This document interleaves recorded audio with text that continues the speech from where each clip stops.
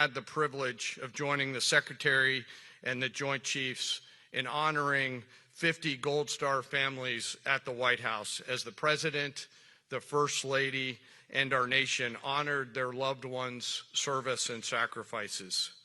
Teammates, it was a quiet and deeply meaningful event that reminded all of us that were lucky enough to be there of the serious and unforgiving nature of the business that we are in, fighting and winning our nation's wars. Leaders, we are living in dynamic and potentially dangerous times. Global risk is on the rise. Our adversaries are no longer aligning, they are aligned. And we must align with equal resolve and unity. Even as we strive for and seek peace, we must be prepared for war.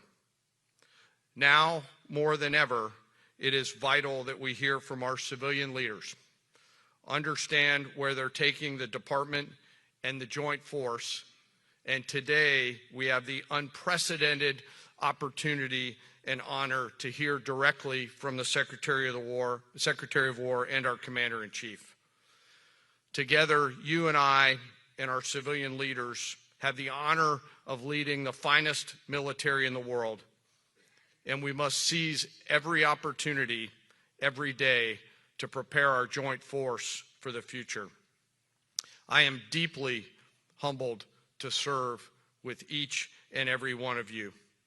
And now it is my distinct honor to introduce our nation's Secretary of War, the Honorable Pete Hegseth.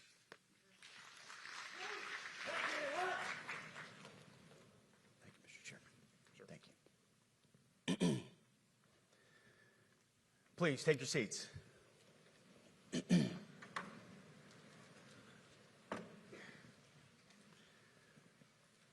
Well, Mr. Chairman, the Joint Chiefs, generals, admirals, commanders, officers, senior enlisted, NCOs, enlisted, and every member of our American military, good morning. Good morning and welcome to the War Department, because the era of the Department of Defense is over. You see, the motto of my first platoon was, "Those who long for peace must prepare for war." This is, of course, not a new idea. This crowd knows that. The origin dates to the 4th century Rome and has been repeated ever since, including by our first Commander-in-Chief, George Washington, the first leader of the War Department. It captures a simple yet profound truth. To ensure peace, we must prepare for war. From this moment forward, the only mission of the newly restored Department of War is this: warfighting, preparing for war and preparing to win, unrelenting and uncompromising in that pursuit. Not because we want war, no one here wants war, but it's because we love peace. We love peace for our fellow citizens. They deserve peace, and they rightfully expect us to deliver it. Our number one job, of course, is to be strong so that we can prevent war in the first place. The President talks about it all the time. It's called peace through strength. And as history teaches us, the only people who actually deserve peace are those who are willing to wage war to defend it. That's why pacifism is so naive and dangerous. It ignores human nature and it ignores human history. Either you protect your people and your sovereignty, or you will be subservient to something or someone. It's a truth as old as time. And since waging war is so costly in blood and treasure, we owe our republic a military that will win any war we choose, or any war that is thrust upon us. Should our enemies choose foolishly to challenge us, they will be crushed by the violence, precision, and ferocity of the War Department. In other words, to our enemies, F-A-F-O. If necessary, our troops can translate that for you. Another way to put it is peace through strength, brought to you by the warrior ethos. And we are restoring both. As President Trump has said, and he's right, we have the strongest, most powerful, most lethal, and most prepared military on the planet. That is true, full stop. Nobody can touch us. It's not even close. This is true largely because of the historic investments that he made in his first term, and we will continue in this term. But it's also true because of the leaders in this room and the incredible troops that you all lead. But the world, and as the chairman mentioned, our enemies get a vote. You feel it, I feel it. This is a moment of urgency, mounting urgency. Enemies gather, threats grow. There is no time for games. We must be prepared. If we're going to prevent and avoid war, we must prepare now. We are the strength part of peace through strength. And either we're ready to win or we are not. You see, this urgent moment, of course, requires more troops, more munitions, more drones, more Patriots, more submarines, more B-21 bombers. It requires more innovation, more AI in everything and ahead of the curve. More cyber effects, more counter-UAS, more space, more speed. America is the strongest, but we need to get stronger and quickly. The time is now, and the cause is urgent. The moment requires restoring and refocusing our defense industrial base, our shipbuilding industry, and onshoring all critical components. It requires, as President Trump has done, getting our allies and partners to step up and share the burden.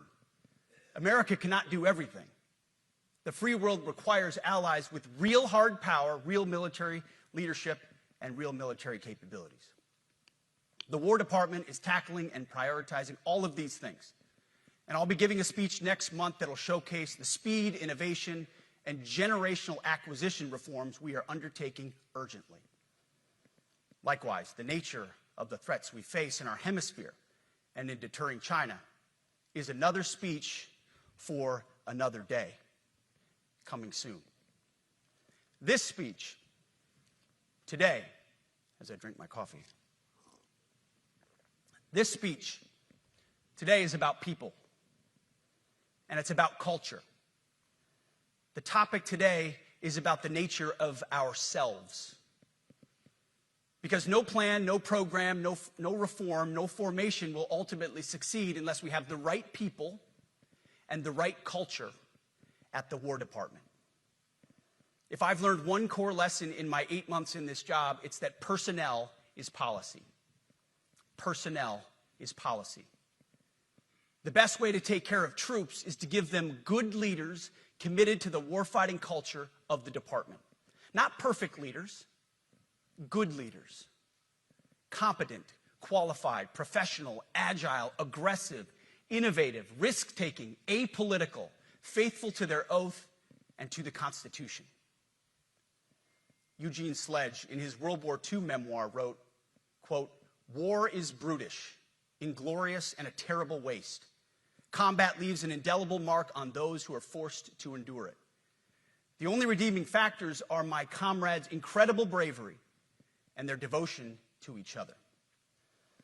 In combat, there are thousands of variables, as I learned in Iraq and Afghanistan, and as so many of you did in so many more places. Leaders can only control about 3 of them. You control how well you're trained, mostly how well you're equipped, and the last variable is how well you lead. After that, you're on your own. Our warfighters are entitled to be led by the best and most capable leaders. That is who we need you all to be. Even then, in combat, even if you do everything right, you may still lose people because the enemy always gets a vote. We have a sacred duty to ensure that our warriors are led by the most capable and qualified combat leaders. This is one thing you and I can control, and we owe it to the force to deliver it. For too long, we have simply not done that. The military has been forced by foolish and reckless politicians to focus on the wrong things. In many ways, this speech is about fixing decades of decay, Some of it obvious, some of it hidden. Or as the chairman has put it, we are clearing out the debris, removing the distractions, clearing the way for leaders to be leaders. You might say we're ending the war on warriors. I heard someone wrote a book about that. For too long, we've promoted too many uniformed leaders for the wrong reasons, based on their race, based on gender quotas, based on historic so-called firsts. We've pretended that combat arms and non-combat arms are the same thing. We've weeded out so-called toxic leaders under the guise of double-blind psychology assessments, promoting risk-averse, go-along-to-get-along conformists instead. You name it, the department did it. Foolish and reckless political leaders set the wrong compass heading, and we lost our way. We became the woke department, but not anymore. Right now, I'm looking out at a sea of Americans who made a choice when they were young men and young women to do something most Americans will not, to serve something greater than yourselves, to fight for God and country, for freedom and the Constitution.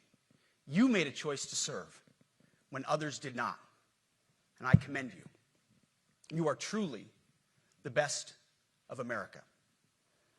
But this does not mean, and this goes for all of us, that our path to this auditorium on this day was a straight line, or that the conditions of the formations we lead are where we want them to be. You love your country, and we love this uniform, which is why we must do better. We just have to be honest. We have to say with our mouths what we see with our eyes, to just tell it like it is in plain English, to point out the obvious things right in front of us. That's what leaders must do.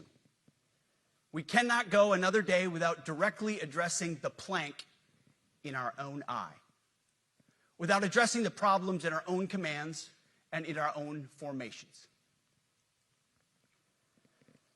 This administration has done a great deal from day one to remove the social justice, politically correct, and toxic ideological garbage that had infected our department, to rip out the politics. No more identity months, DEI offices, dudes in dresses. No more climate change worship. No more division, distraction, or gender delusions. No more debris. As I've said before, and will say again, we are done with that shit. I've made it my mission to uproot the obvious distractions that made us less capable and less lethal. That said, the War Department requires the next step. Underneath the woke garbage is a deeper problem, and a more important problem that we are fixing and fixing fast. Common sense is back at the White House, so making the necessary changes is actually pretty straightforward. President Trump expects it. And the litmus test for these changes is pretty simple. Would I want my eldest son, who is 15 years old, eventually joining the types of formations that we are currently wielding? If in any way the answer to that is no, or even yes, but, then we're doing something wrong. Because my son is no more important than any other American citizen who dons the cloth of our nation. He is no more important than your son. All precious souls made in the image and likeness of God. Every parent deserves to know that their son or their daughter that joins our ranks is entering exactly the kind of unit that the Secretary of War would want his son to join. Think of it as the golden rule test. Jesus said, do unto others that which you would have done unto yourself. It's the ultimate simplifying test of truth. The new War Department golden rule is this: do unto your unit as you would have done unto your own child's unit. Would you want him serving with fat or unfit or undertrained troops? Or alongside people who can't meet basic standards? or in a unit where standards were lowered so certain types of troops could make it in a unit where leaders were promoted for reasons other than merit, performance, and warfighting? The answer is not just no, it's hell no. This means at the War Department, first and foremost, we must restore a ruthless, dispassionate, and common sense application of standards. I don't want my son serving alongside troops who are out of shape, or in combat unit with females who can't meet the same combat arms physical standards as men, or troops who are not fully proficient on their assigned weapons, platform, or task, or under a leader who was the first but not the best. Standards must be uniform, gender neutral, and high. If not, they're not standards. They're just suggestions. Suggestions that get our sons and daughters killed. When it comes to combat arms units, and there are many different stripes across our joint force, the era of politically correct, overly sensitive, don't hurt anyone's feelings leadership ends right now. At every level, either you can meet the standard, either you can do the job, either you are disciplined, fit, and trained, or you are out. And that's why today, at my direction, and this is the first of 10 Department of War directives that are arriving at your commands as we speak and in your inbox. Today, at my direction, each service will ensure that every requirement for every combat MOS, for every designated combat arms position, returns to the highest male standard only. Because this job is life or death. Standards must be met. And not just met, at every level we should seek to exceed the standard, to push the envelope, to compete. It's common sense and core to who we are and what we do. It should be in our DNA. Today, at my direction, we are also adding a combat field test for combat arms units that must be executable in any environment at any time and with combat equipment. These tests, they'll look familiar. They'll resemble the Army Expert Physical Fitness Assessment or the Marine Corps Combat Fitness Test. I'm also directing that warfighters in combat jobs execute their service fitness test at a gender-neutral, age-normed male standard scored above 70%. It all starts with physical fitness and appearance. If the Secretary of War can do regular, hard PT, so can every member of our joint force. Frankly, it's tiring to look out at combat formations, or really any formation, and see fat troops. Likewise, it's completely unacceptable to see fat generals and admirals in the halls of the Pentagon and leading commands around the country and the world. It's a bad look. It is bad, and it's not who we are.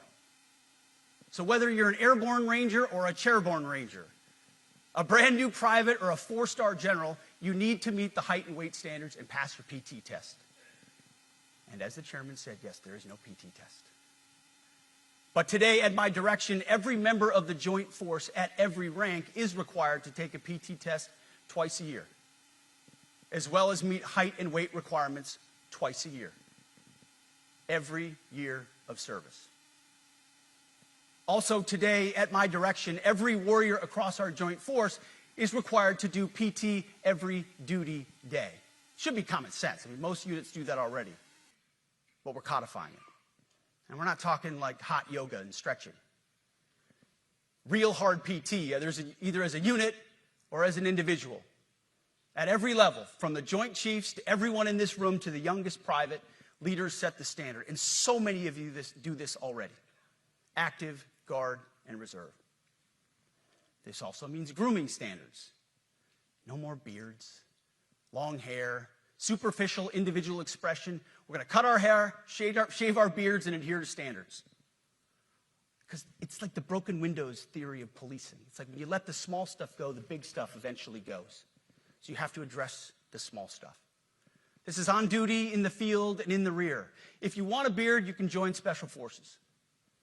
If not, then shave. We don't have a military full of Nordic pagans. But unfortunately, we have had leaders who either refuse to call BS and enforce standards, or leaders who felt like they were not allowed to enforce standards. Both are unacceptable. And that's why today, at my direction, the era of unprofessional appearance is over. No more beardos. The era of rampant and ridiculous shaving profiles is done. Simply put, if you do not meet the male-level physical standards for combat positions, cannot pass a PT test, or don't want to shave and look professional, it's time for a new position or a new profession. I sincerely appreciate the proactive efforts the secretaries have already taken in some of those areas, service secretaries. And these directives are intended to simply accelerate those efforts. On the topic of standards, allow me a few words to talk about toxic leaders. Upholding and demanding high standards is not toxic. Enforcing high standards, not toxic leadership. Leading warfighters toward the goals of high, gender-neutral, and uncompromising standards in order to forge a cohesive, formidable, and lethal Department of War is not toxic. It is our duty, consistent with our constitutional oath. Real toxic leadership is endangering subordinates with low standards. Real toxic leadership is promoting people based on immutable characteristics or quotas instead of based on merit. Real toxic leadership is promoting destructive ideologies that are an anathema to the Constitution and the laws of nature and nature's God, as Thomas Jefferson wrote in the Declaration of Independence. The definition of toxic has been turned upside down, and we're correcting that. That's why today, at my direction, we're undertaking a full review of the department's definitions of so-called toxic leadership, bullying, and hazing, to empower leaders to enforce standards without fear of retribution or second guessing. Of course, you can't do like nasty bullying and hazing. We're talking about words like bullying and hazing and toxic. They've been weaponized and bastardized inside our formations, undercutting commanders and NCOs. No more. Setting, achieving, and maintaining high standards is what you all do. And if that makes me toxic, then so be it. Second, today at our direction, we're ensuring that every service, every unit, every schoolhouse, and every form of professional military education conduct an immediate review of their standards. Now, we've done this in many places already, but today it goes across the entire Department of War. Any place where tried and true physical standards were altered, especially since 2015 when combat arms standards were changed to ensure females could qualify, must be returned to their original standard. Other standards have been manipulated to hit racial quotas as well, which is just as unacceptable. This too must end. Merit only. The president talks about it all the time, merit-based. Here are two basic frameworks I urge you to pursue in this process. Standards I call, my staff's heard all about them, the 1990 test and the E6 test. The 1990s test is simple. What were the military standards in 1990? And if they have changed, tell me why. Was it a necessary change based on the evolving landscape of combat? Or was the change due to a softening, weakening, or gender-based pursuit of other priorities? 1990s seems to be as good a place to start as any. And the E6 test. Ask yourself, does what you're doing make the leadership, accountability, and lethality efforts of an E6, or frankly an 03, does it make it easier or more complicated? Does the change empower staff sergeants, petty officers, and tech sergeants to get back to basics? The answer should be a resounding yes. The E6 test, or 03 test, clarifies a lot, and it clarifies quickly. Because war does not care if you're a man or a woman. Neither does the enemy. Nor does the weight of your rucksack, the size of an artillery round, or the body weight of a casualty on the battlefield who must be carried. This, and I want to be very clear about this, this is not about preventing women from serving. We very much value the impact of female troops. Our female officers and NCOs are the absolute best in the world. But when it comes to any job that requires physical power to perform in combat, those physical standards must be high and gender neutral. If women can make it, excellent. If not, it is what it is. If that means no women qualify for some combat jobs, so be it. That is not the intent, but it could be the result, so be it. It will also mean that weak men won't qualify because we're not playing games. This is combat. This is life or death. As we all know, this is you versus an enemy hell-bent on killing you. To be an effective, lethal fighting force, you must trust that the warrior alongside you in battle is capable, truly physically capable of doing what is necessary under fire. You know this is the only standard you would want for your kids and for your grandkids. Apply the War Department Golden Rule, the 1990 test, and the E6 test, and it's really hard to go wrong. Third, we are attacking and ending the walking on eggshells and zero-defect command culture. A risk-averse culture means officers execute not to lose instead of to win. A risk-averse culture means NCOs are not empowered to enforce standards. Commanders and NCOs don't take necessary risks or make tough adjustments for fear of rocking the boat or making mistakes. A blemish-free record is what peacetime leaders covet the most, which is the worst of all incentives. We, as senior leaders, need to end the poisonous culture of risk aversion and empower our NCOs at all levels to enforce standards. Truth be told, for the most part, we don't need new standards. We just need to reestablish a culture where enforcing standards is possible. And that's why today, at my direction, I'm issuing new policies that will overhaul the IG, EO, and MEO processes. I call it the No More Walking on Eggshells policy. We are liberating commanders and NCOs. We are liberating you. We are overhauling an Inspector General process, the IG, that has been weaponized, putting complainers, ideologues, and poor performers in the driver's seat. We're doing the same with the equal opportunity and military equal opportunity policies, the EO and MEO at our department. No more frivolous complaints, no more anonymous complaints, no more repeat complainants, no more smearing reputations, no more endless waiting, no more legal limbo, no more sidetracking careers, no more walking on eggshells. Of course, being a racist has been illegal in our formation since 1948. The same goes for sexual harassment. Both are wrong and illegal. Those kinds of infractions will be ruthlessly enforced. But telling someone to shave or get a haircut or to get in shape or to fix their uniform or to show up on time or to work hard, that's exactly the kind of discrimination we want. We are not civilians. You are not civilians. You are set apart for a distinct purpose. So we, as a department, need to stop acting and thinking like civilians and get back to basics and put the power back in the hands of commanders and NCOs. Commanders and NCOs who make life and death decisions. Commanders and NCOs who enforce standards and ensure readiness. Commanders and NCOs who, in this War Department, have to look in the mirror and have to pass the Golden Rule test. My kids, your kids, America's sons and daughters. So I urge you all here today and those watching, take this guidance and run with it. The core of this speech is the 10 directives we're announcing today. They were written for you, for Army leadership, for Navy leadership, for Marine Corps leadership, for Air Force leadership, Space Force leadership.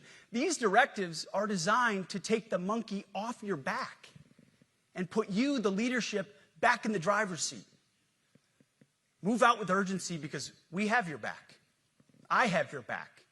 And the Commander-in-Chief has your back. And when we give you this guidance, we know mistakes will be made. It's the nature of leadership. But you should not pay for earnest mistakes for your entire career. And that's why today, at my direction, we're making changes to the retention of adverse information on personnel records that will allow leaders with forgivable, earnest, or minor infractions to not be encumbered by those infractions in perpetuity. People make honest mistakes, and our mistakes should not define an entire career. Otherwise, we only try not to make mistakes, and that's not the business we're in. We need risk takers and aggressive leaders and a culture that supports you. Fourth, at the War Department, promotions across the Joint Force will be based on one thing: merit. Colorblind, gender-neutral, merit-based. The entire promotion process, including evaluations of warfighting capabilities, is being thoroughly re-examined. We've already done a lot in this area, but more changes are coming soon. We'll promote top-performing officers and NCOs faster and get rid of poor performers more quickly. Evaluations, education, and field exercises will become real evaluations, not box checks, for every one of us at every level. These same reforms happened before World War II as well. General George Marshall and Secretary of War Henry Stimson did the same thing. And we won a world war because of it. As it happens, when he started the job, Chairman Kane gave me a frame and a photo to hang in my office. A matching frame and photo hangs in his. It's a photo of Marshall and Stimson preparing for World War II. Those two leaders famously kept the door open between their offices for the entirety of the war. They worked together, civilian and uniform, every single day. Chairman Kane and I do the same. There is no daylight between us. Our doors are always open. Our job together is to ensure our military is led by the very best, ready to answer the nation's call.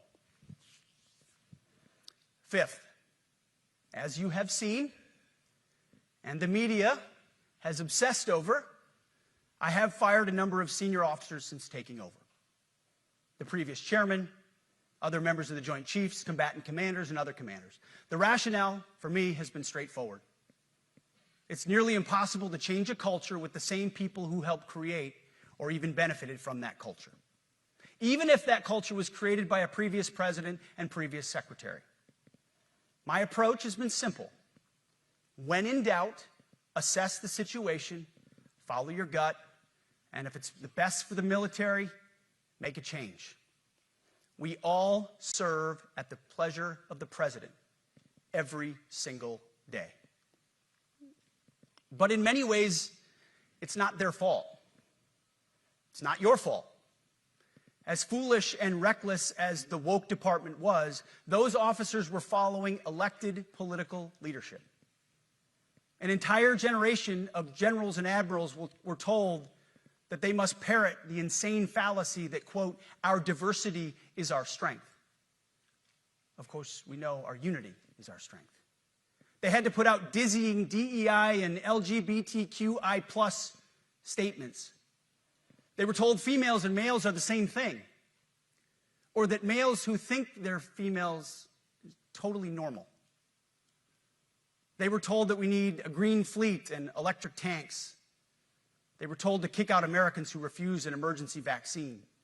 They followed civilian policies set by foolish and reckless political leaders.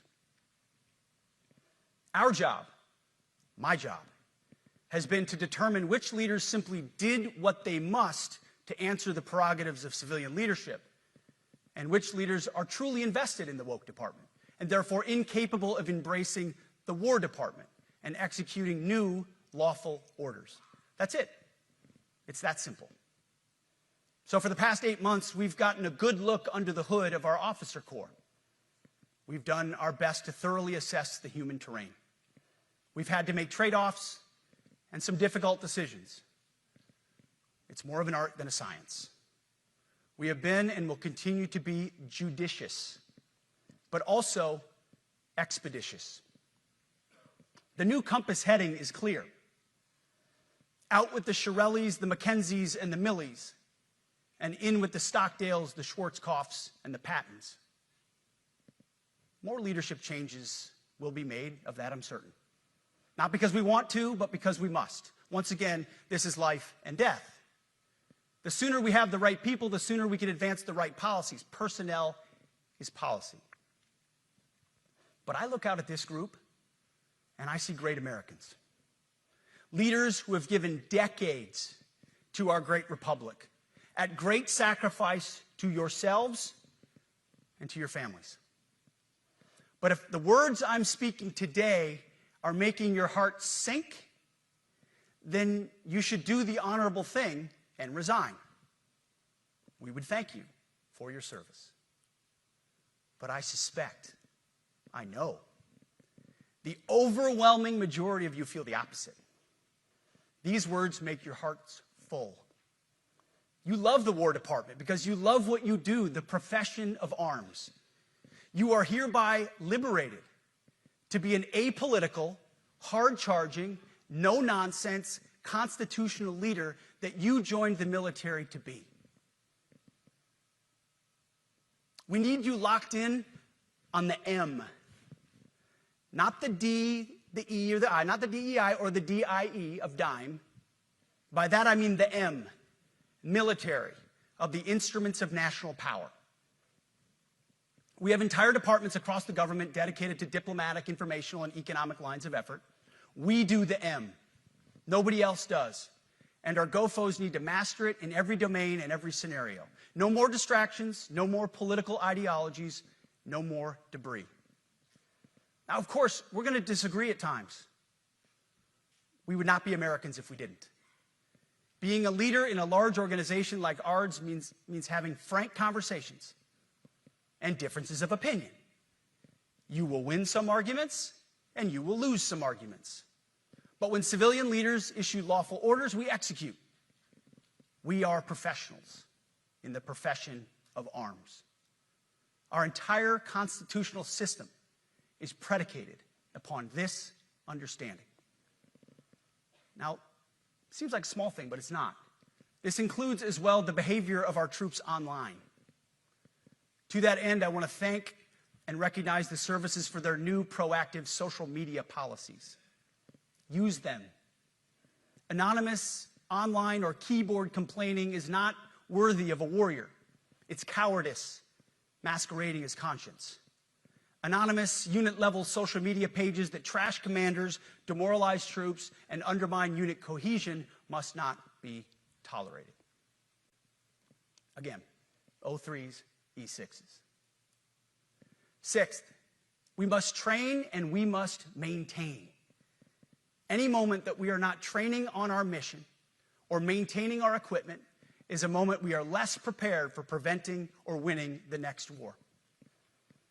That is why today, at my direction, we are drastically reducing the ridiculous amount of mandatory training that individuals and units must execute. We've already ended the most egregious. Now we're giving you back real time. Less PowerPoint briefings and fewer online courses, more time in the motor pool, and more time on the range. Our job is to make sure you have the money, equipment, weapons, and parts to train and maintain, and then you take it from there. You all know this because it's common sense. The tougher and the higher the standards in our units, the higher the retention rates in those units. Warriors want to be challenged. Troops want to be tested. When you don't train and you don't maintain, you demoralize. And that's when our best people decide to take their talents to the civilian world. The leaders who created the woke department have already driven out too many hard chargers. We reverse that trend right now. There is no world in which high-intensity war exists without pain, agony, and human tragedy. We are in a dangerous line of work. You are in a dangerous line of work. We may lose good people. But let no warrior cry out from the grave, "If only I had been properly trained." We will not lose warfighters because we failed to train or equip them or resource them. Shame on us if we do. Train like your warriors' lives depend on it, because they do. To that point, basic training is being restored to what it should be: scary, tough, and disciplined. We're empowering drill sergeants to instill healthy fear in new recruits. ensuring that future warfighters are forged. Yes, they can shark attack, they can toss bunks, they can swear, and yes, they can put their hands on recruits. This does not mean they can be reckless or violate the law, but they can use tried and true methods to motivate new recruits, to make them the warriors they need to be. Back to basics at basic as well. Of course, and you know this, basic training is not where mission readiness should end. The nature of the evolving threat environment demands that everyone in every job must be ready to join the fight if needed. A core credo of the Marine Corps is every Marine a rifleman. It means that everyone, regardless of MOS, is proficient enough to engage an enemy threat at sea, in the air, or in a so-called rear area. We need to ensure that every member of our uniformed military maintains baseline proficiency in basic combat skills, especially because the next war, like the last, will likely not have a rear area. Finally, as President Trump rightly pointed out when he changed the department name, the United States has not won a major theater war since the name was changed to the Department of Defense in 1947. One conflict stands out in stark contrast: the Gulf War. Why? Well, there's a number of reasons, but it was a limited mission with overwhelming force and a clear end state. But why did we execute and win the Gulf War the way we did in 1991? There's two overwhelming reasons. One was President Ronald Reagan's military buildup gave an overwhelming advantage. And two, military and Pentagon leadership had previous formative battlefield experiences.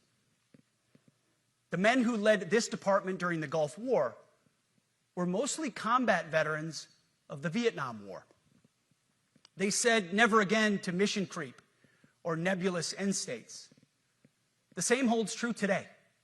Our civilian and military leadership is chock full of veterans from Iraq and Afghanistan who say never again to nation building and nebulous end states. This clear-eyed view, all the way in the White House, combined with President Trump's military buildup, postures us for future victories if, and we will, and when we embrace the War Department. And we must.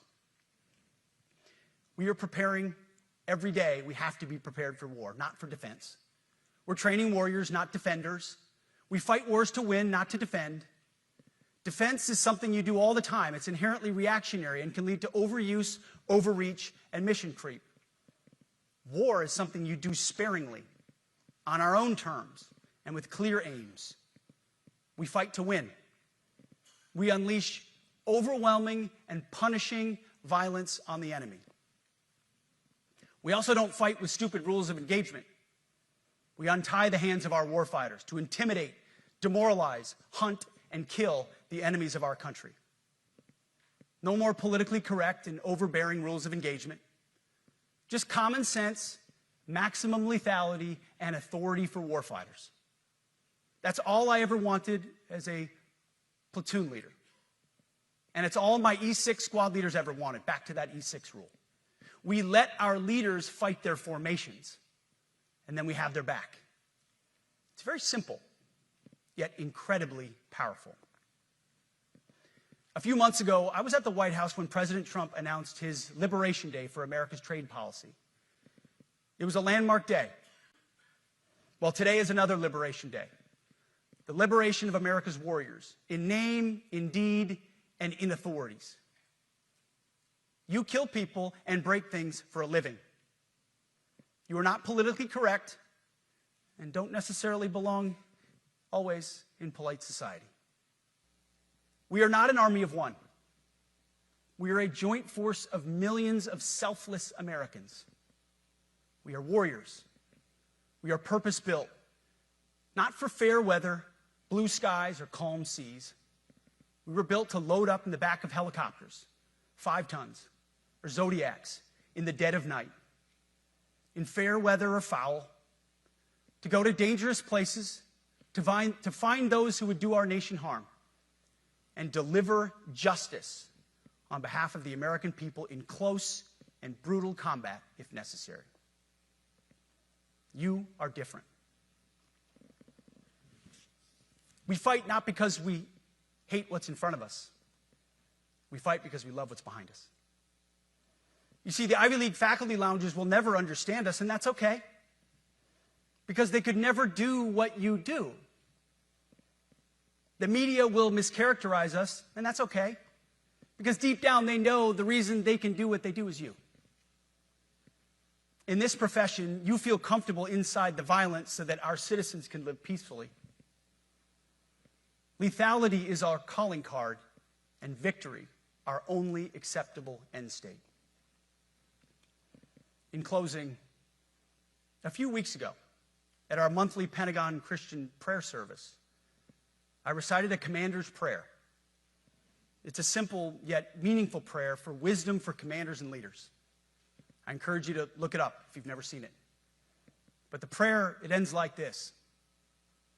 And most of all, Lord, please keep my soldiers safe. Lead them, guide them, protect them, watch over them. And as you gave all of yourself for me, help me give all of myself for them. And amen. I have prayed this prayer many times since I've had the privilege of being your secretary. And I will continue to pray this prayer for each of you as you command and lead our nation's finest.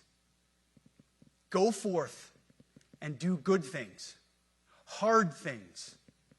President Trump has your back, and so do I. And you'll hear from him shortly. Move out and draw fire, because we are the War Department. Godspeed. Room, attention.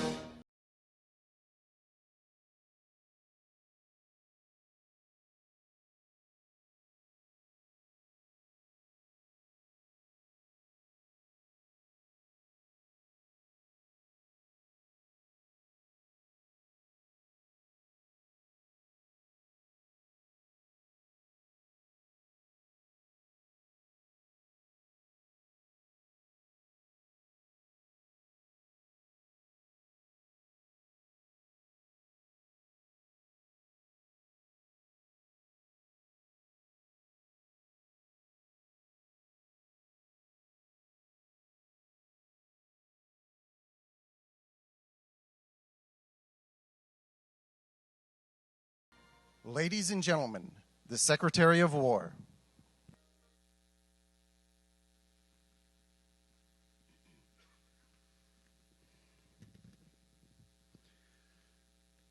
Well, you've heard from me, so now it's the main event, our Commander-in-Chief. I have the privilege every single day of watching him put America first, of ensuring that our warfighters have everything they need.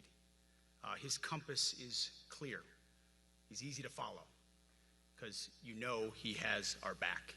I was thinking backstage, the man who was the Commander-in-Chief when the War Department was created was George Washington.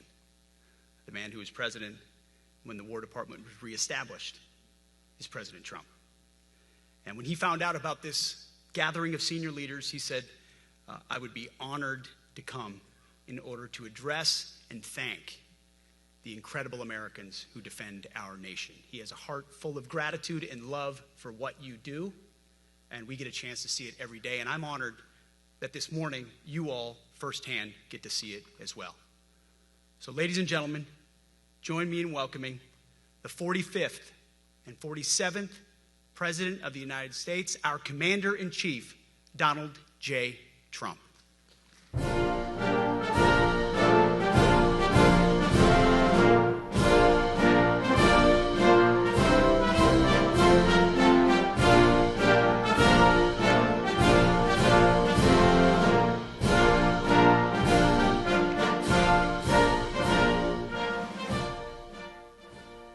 Thank you very much, Pete. Great job you're doing, too. Fantastic job. I've never walked into a room so silent before. This is very... Oh, don't laugh. Don't laugh. You're not allowed to do that. You know what? Just have a good time. And if you want to applaud, you applaud. And if you want to do anything you want, you can do anything you want. And if you don't like what I'm saying, you can leave the room. Of course, there goes your rank. There goes your future. But you just feel nice and loose, okay? Because we're all on the same team. And I was told that, sir, you won't hear a murmur in the room. I said, we got to loosen these guys up a little bit. So you just have a good time. But I want to thank Secretary Hegseth and General Kane, General Raisin Kane for a reason, they call him that. When I heard his name, I said, you're the guy I'm looking for. The Joint Chiefs of Staff and so many others in this room who together represent the greatest and most elite fighting force in the history of the world, the United States military. We're very proud of our military. I rebuilt the military during my first term. It's one of the greatest achievements. We had the greatest economy in history, and I built the military. Those are the two things I say more than anything else. And I also kept us safe at the borders. We had very good borders. We didn't have people coming in from jails and prisons and everything like took place over the last 4 years. They'll never forget what happened to this country over the last 4 years with the incompetence. There could be no higher honor than to serve as your Commander-in-Chief. It is a great honor. I look at you, you're just incredible people. Central casting, I might add.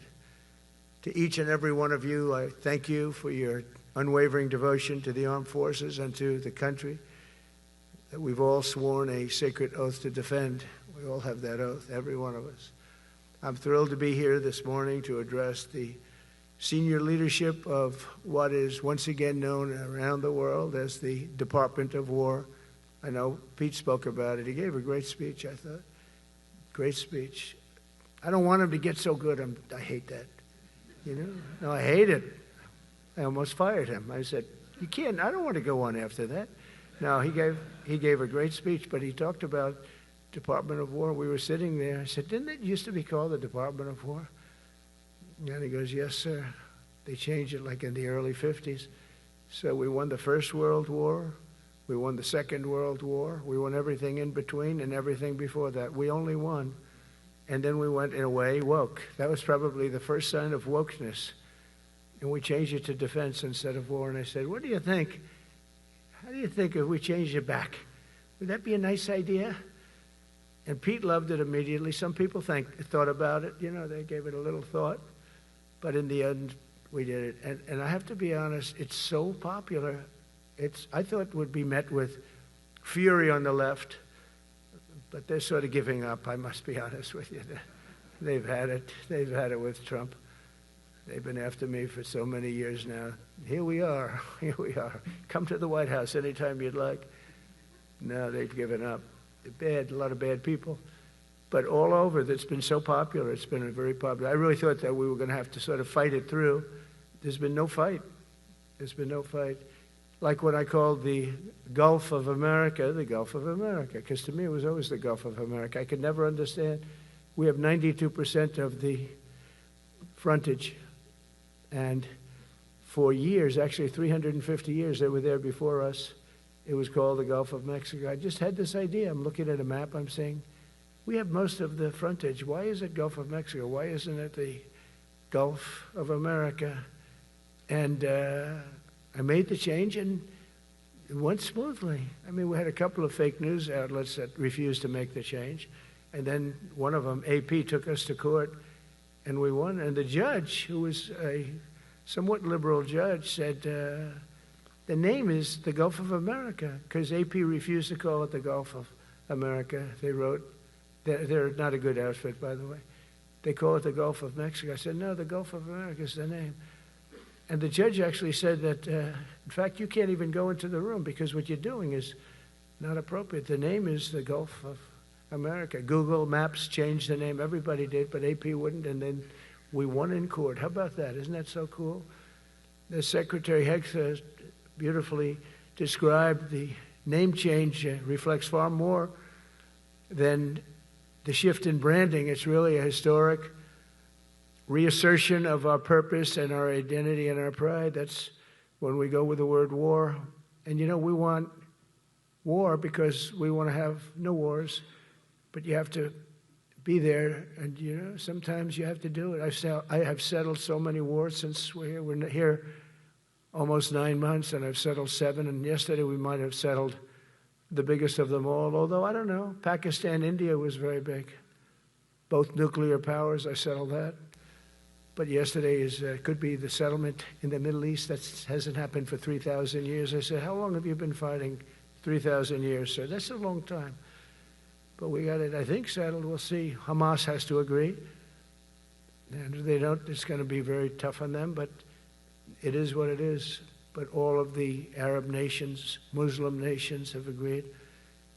Israel has agreed. It's an amazing thing. It just came together. War is very strange, you know. You never know what's going to happen with war. The easiest one of them all is Putin. I said, number one, it's a war that would have never happened if I were president, if the election weren't rigged. If I were president, that war would have never happened, not even a little chance. And it didn't happen for 4 years. But I knew Putin very well, and I thought that would be easy because I know him so well. Well, that one turned out to be the hardest of them all. We had some that were not settlable, and they all got settled. So if this works out, that we did yesterday with the Middle East, then that's more than a war. That's lots of wars. That's all combined. That's a lot of wars. Many of you were over there in many different capacities in many different countries. That's a big part of the earth. But if that works out, it would be 8+. I'm going to give myself 2 or 3 for that one. And then we just have the one to settle, and we have to settle it up with President Putin and Zelensky. Got to get them together and get it done. But the only way we can do that is through strength. I mean, if we were weak, they wouldn't even take my phone call. But we have extreme strength. We had the horror show in Afghanistan, which is really the reason I think that Putin went in. He saw that horror show by Biden and his team of incompetent people. And that showed, I think it gave him a path in. I wasn't there any longer. I watched that, and it was so horrible. I think it was the most embarrassing day in the history of our country. And now we're back. And that's it. We're not going to have any of that crap happen, I can tell you. That was terrible, so terrible. Together we're reawakening the warrior spirit, and this is a spirit that won and built this nation. And from the cavalry that tamed the Great Plains to the ferocious, unyielding power of Patton Bradley and the great General Douglas MacArthur. These are all great men. In this effort, we're a team, and so my message to you is very simple. I am with you, I support you, and as president, I have your backs 100%. You'll never see me even waver a little bit. It's the way it is. And that includes our great police officers and firemen and all of these people that are doing so well. Together over the next few years, we're going to make our military stronger, tougher, faster, fiercer, and more powerful than it has ever been before. I rebuilt our nuclear, as you probably know, but we'll upgrade that also and just hope we never have to use it. We have to hope we never have to use it, because the power of that is so incredible.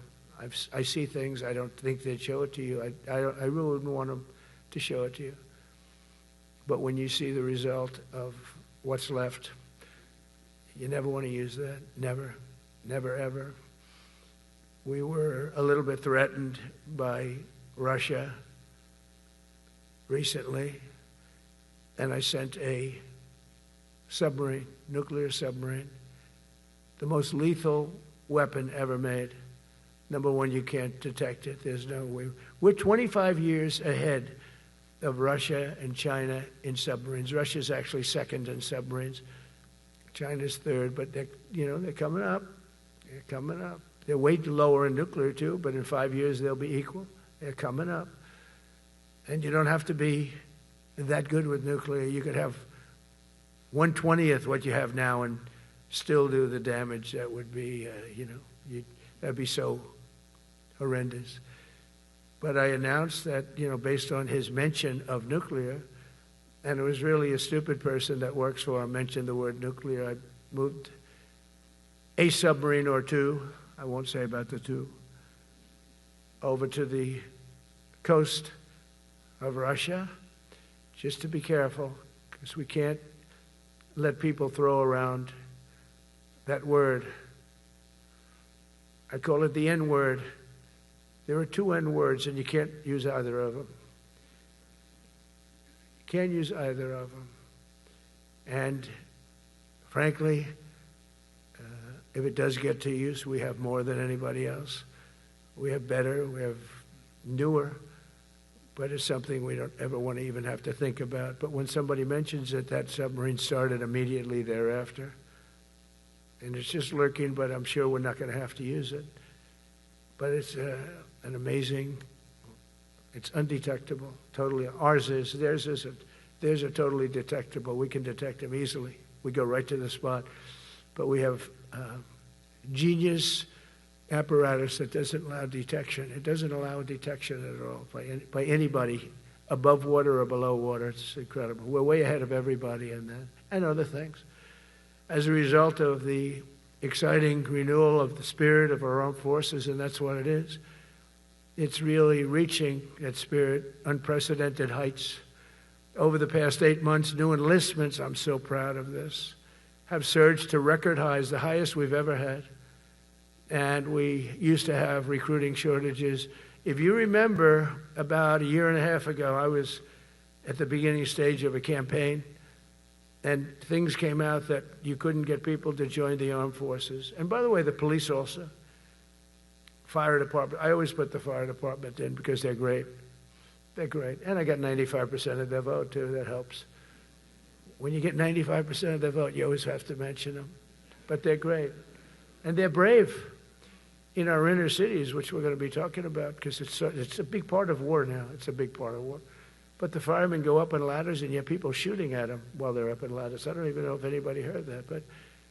And I said, don't talk about it much, but I think you have to. Our firemen are incredible. They're up in one of these ladders that goes way up to the sky, rescuing people, and you have animals shooting at them, shooting bullets at firemen that are way up in death territory. You fall off that ladder, it's over.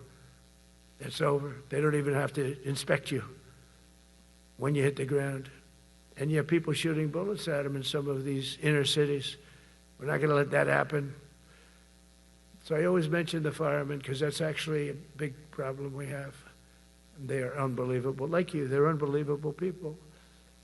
For the first time on record in 2025, the Navy, Air Force, and Space Force all met or surpassed their recruiting goals 3 months early. That never happened before. And the Army did even better. Congratulations, Army. They met everything. And these were the highest standards because we're making it larger. So these were much higher standards than you had 4 years ago, 3 years ago, during the Sleepy Joe Biden era. And the Army did it 4 months early. And you remember, a year and a half ago, they said the big stories that we're way behind with the Army, Air Force, the Navy, the Marines. We're way behind, Coast Guard. And even Space Force. I love Space Force because that was my creation. You know, when you create something, I love it. And the people we put in there were good. I got that right. We put in great people initially, and we've really dominated. We really dominate in that sphere now. We're way behind China and Russia, and now we dominate. Space Force turned out to be a very important thing. I said from the beginning, you know, when Biden came into office, he wanted to terminate it. He said, and this thing called Space Force, so we could get rid of that. And he got hammered by the people in this room for even suggesting it, because it's very important, one of the most important. And as time goes by, it'll get more and more important. But we're now at 106% of our recruiting targets for the year, and that's the best in far more than a generation. And for the Marines, morale is so strong that the Marine Corps will meet its 2026 retention targets before the end of October, which never happens. And that's the earliest it's ever happened in the history of our country.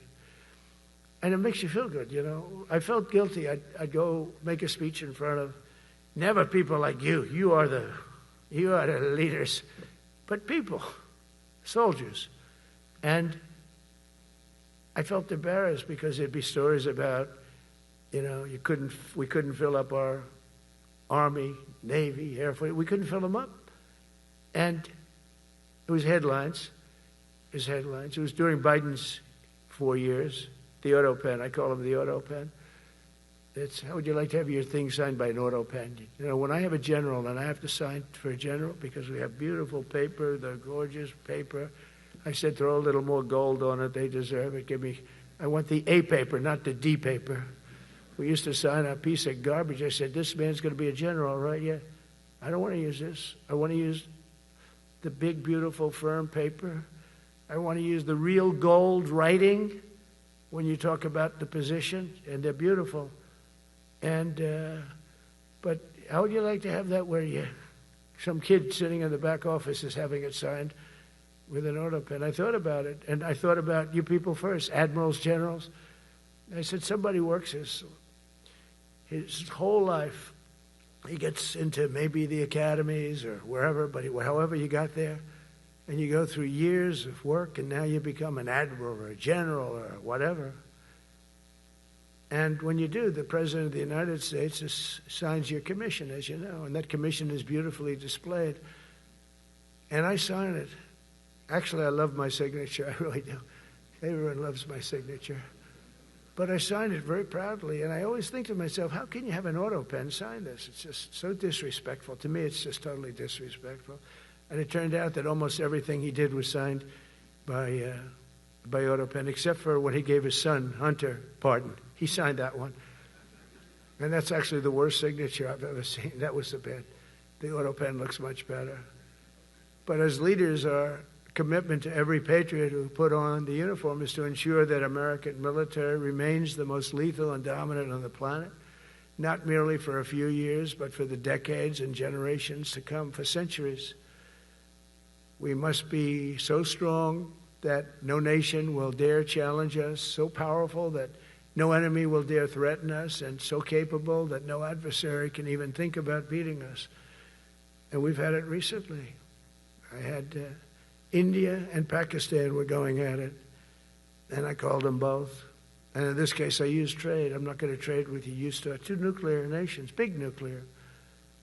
And no, you cannot do that. I said, yes, I can. You go into this freaking war that I'm hearing about. You know, actually, they just shot down 7 planes. 7 planes, it was starting. There was a lot of bad blood. And I said, you do this, there's not going to be any trade. And I stopped the war. It was raging for 4 days, but that was just the beginning. And we stopped it. It was a great thing. And the Prime Minister of Pakistan was here, along with the field marshal, who's a very important guy in Pakistan, and he was here 3 days ago. And I didn't even realize it as beautifully as he said it, but he said that to a group of people that were with us, 2 generals, but a group, he said, this man saved millions of lives because he saved the war from going on, and that war was going to get very bad, very, very bad. President Trump saved millions and millions of lives. That was a bad war. And I was very honored. I loved the way he said it. Susie Wiles was there. She said that was the most beautiful thing. But we saved a lot of them. Saved a lot of them. Even in Africa, we saved the Congo with Rwanda. They've been fighting for 31 years, 10 million people dead. I got that one done. And very proud of it. So if this works out, we'll have 8. 8 in 8 months. That's pretty good. Nobody's ever done that. Will you get the Nobel Prize? Absolutely not. They'll give it to some guy that didn't do a damn thing. They'll give it to a guy that wrote a book about the mind of Donald Trump and what it took to solve the wars. And he'll get the Nobel Prize will go to a writer. No, but well, let's see what happens. But it's be a big insult to our country. I will tell you that. I don't want it. I want the country to get it. But it should get it because there's never been anything like it. Think of it. So if this happens, I think it will. I don't say that lightly because I know more about deals than anybody. This is what my whole life was based on. And they can change, and this can certainly change. But we have just about everybody. We have one signature that we need, and that signature will pay in hell if they don't sign. I hope they sign for their own good and we create something really great. But to have done 8 of them is just like such an honor. And then we have Putin and Zelensky. The easiest one of them all. I said, that one I'll get done. I thought that was going to be first. The others were much harder, some of them. Azerbaijan this was going on for 36 years. They said, it's not solvable, sir. Don't do it. I said, I will do it. I will do it. And I got on the phone with the 2 countries. They were great. They were great. I knew immediately. I knew as soon as I started talking to them, we're going to solve that war. We did. Now they're so happy. Now they're friends. One said he's been president for 32 years, 22 years. He said, for 22 years, I did nothing but kill his people. They were in the room together at the Oval Office. And they started off spread like this. I have the beautiful Resolute desk. And one was here, and one was here. You couldn't get further away. That's the furthest I've ever seen 2 people in front of me. And as the hour went by, they got closer, closer, closer. And at the end of the hour, we had it done. And they hugged and hugged and hugged. And I said, that's so nice, and you're going to remain friends. And I spoke to them, one of them the other day. He said, no, he's now my friend. But for 22 years, he's been the head of Azerbaijan for 22 years. And the other guy, great guy too, 7. And you know that war, that was a war that was not solvable. He said for 7 years. The other one said for 22 years. All I did was kill his people. That's all I've done. I said, well, we're going to put a stop to that. So we solved that. So it's a great thing. It's a great feeling. You're saving Kosovo and Serbia. You're saving so many lives doing this if you can do it. But our people deserve nothing less than the very best, and we're never going to let them down. And if we can solve wars instead of you having to fight wars, wouldn't that be wonderful, right? Wouldn't that be wonderful? That's why one of the first executive orders I signed upon taking office was to restore the principle of merit. That's the most important word, other than the word tariff. I love tariffs. Most beautiful word. But I'm not allowed to say that anymore. I said tariff is my favorite word. I love the word tariff. We're becoming rich as hell. We have a big case in front of the Supreme Court, but I can't imagine. Because this is what other nations have done to us. And we have, great legal grounds. But you still have a case. It would be very bad if something happened. But I said, my favorite word in the English dictionary is the word tariff. And people thought that was strange. And the fake news came over and they really hit me hard on it. They said, what about love? What about religion? What about God? What about wife, family? I got killed when I said tariff is my favorite word. So I changed it. It's now my 5th favorite word. And I'm okay with that. I'm okay with that. But they hit me hard. But it is. I mean, when you look at, we've taken in trillions of dollars. We're rich again. And there'll never be, when we finish this out, there'll never be any wealth like what we have. Other countries were taking advantage of us for years and years. You know that better than anybody. And now we're treating them fairly. But the money coming in is, we've never seen anything like it. The other day they had $31 billion that they found, $31 billion. So we found $31 billion and we're not sure from where it came. A gentleman came in, a financial guy. I said, well, what does that mean? He said, we don't know where it came. I said, check the tariff shelf. No, sir, the tariffs haven't started in that sector yet. I said, yes, they have. They started 7 weeks ago. Check it. Comes back 20 minutes later. Sir, you're right. It came from tariffs. $31 billion. That's enough to buy a lot of battleships, Admiral, to use an old term. I think we should maybe start thinking about battleships, by the way. You know, we have a Secretary of the Navy came to me, because I look at the Iowa out in California, and I look at different ships and the old pictures. I used to watch Victory at Sea. I love Victory at Sea. Look at these admirals. It's got to be your all-time in black and white. And I look at those ships. They came with the destroyers alongside of them, and man, nothing was going to stop. They were 20 deep, and they were in a straight line, and there was nothing going to stop them. And we actually talk about, you know, those ships. Some people would say, no, that's old technology. I don't know. I don't think it's old technology when you look at those guns. But it's something we're actually considering, the concept of battleship. Nice 6-inch side, solid steel, not aluminum that melts if it looks at a missile coming at it. It starts melting as the missile's about 2 miles away. Now, those ships, they don't make them that way anymore. But you look at it, and your secretary likes it, and I'm sort of open to it. And bullets are a lot less expensive than missiles. A lot of reasons. I should take a vote, but I'm afraid to take that vote because I may get voted out on that one. But I tell you, it's something we're seriously considering.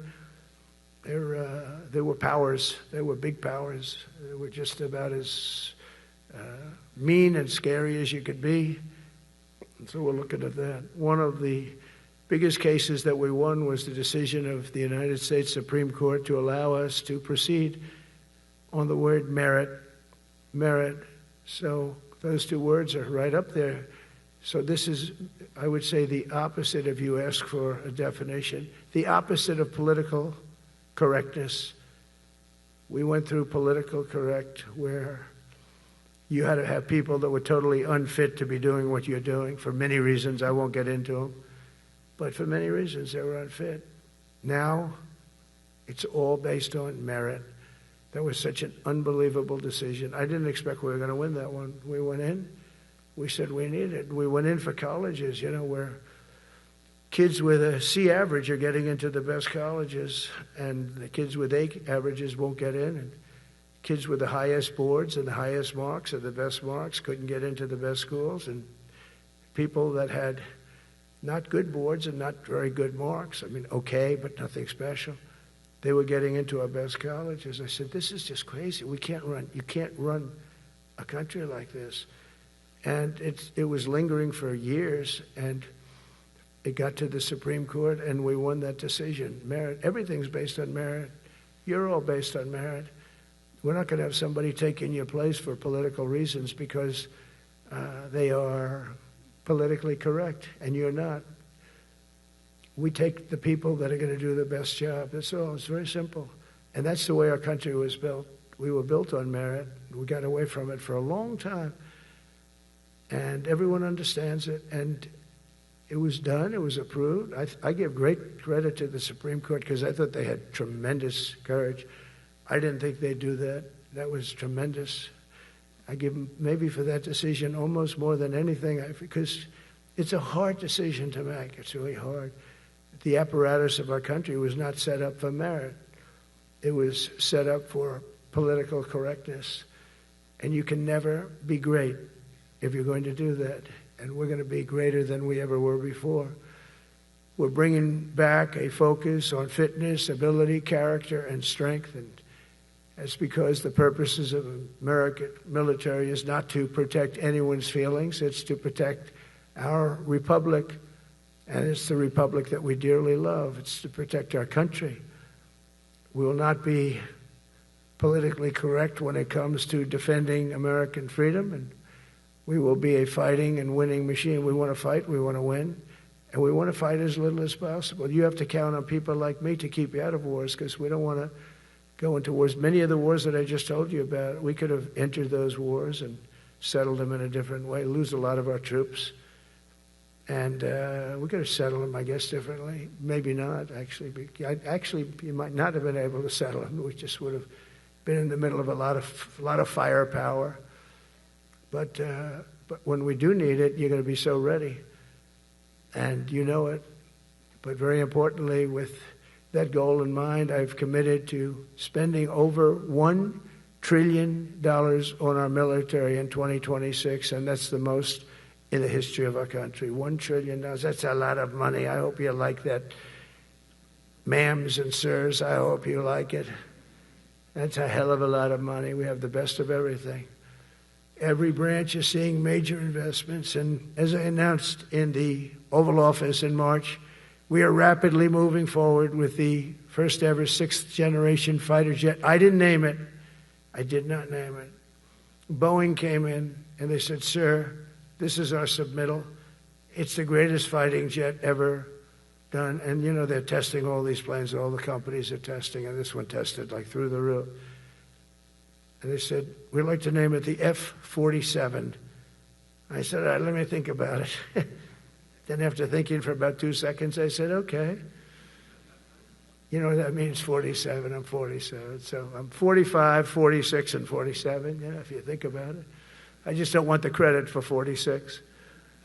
I don't want to have their open borders and people coming in from all over the world, including jails and mental institutes. I don't want that on my record, but I like having it.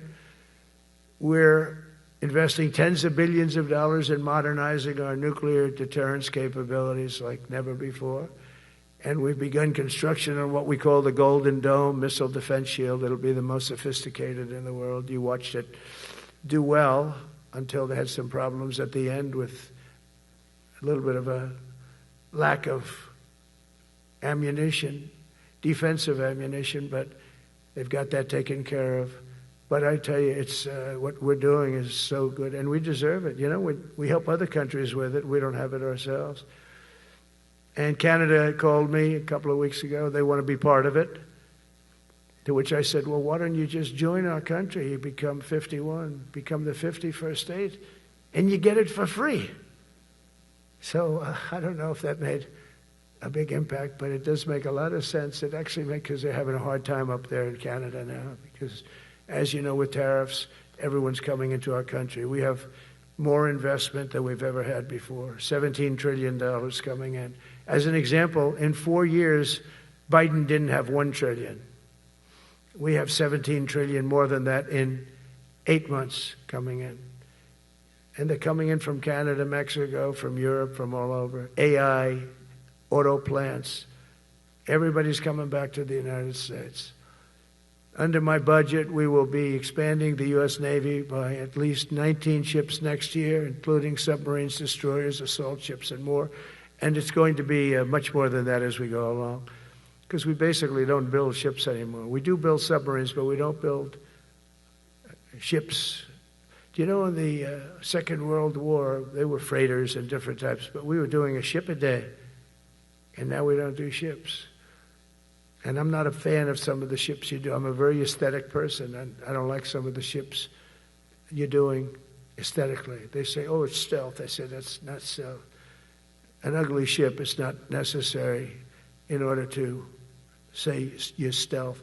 By the way, the B-2 bombers were incredible. That is stealth. They went into that. I was with General Kane and Pete were in we call it the war room, but we're watching them go in, and they were totally untouched. They were not seen. They were literally not seen. They dropped their bombs. They hit every single one of them, hit its target. It was total obliteration. CNN, when we came back, fake news CNN, oh, their camera just went off. You know, their camera, every time I mention they turn the camera off because it's never good. They say, this is a problem. But I don't blame them. You're better off keeping it off. But they have some scammer reporter who started saying, without any knowledge, that he may not have hit the targets as well as they thought. It may not have been obliteration. He did hit the targets, and they got to give us a little credit, right? It was obliteration, it turned out. The Atomic Energy Commission said it was obliteration. They had, not only did they hit the target, they had these chutes. And think of this here. Way up in the sky, there was no moon. It was dead dark. You couldn't see a thing. You couldn't see them. But they had, I guess, a beam going right into these chutes. Every single one of those bombs went right down those chutes into a granite mountain. I think it's the last time they're going to build air chutes. They had these air chutes that were nice, beautiful. They were meant for us. But it was total obliteration. And now they give us credit for that. But these people were phenomenal. I tell you, for the Air Force people here, you can be very proud. That B-2, we just ordered a lot of new ones and updated ones, but I'd take the other ones. Let me tell you, they couldn't have worked any better. So they flew for 37 hours total, back and forth, no stops, no nothing. We had 52 tankers loading them up.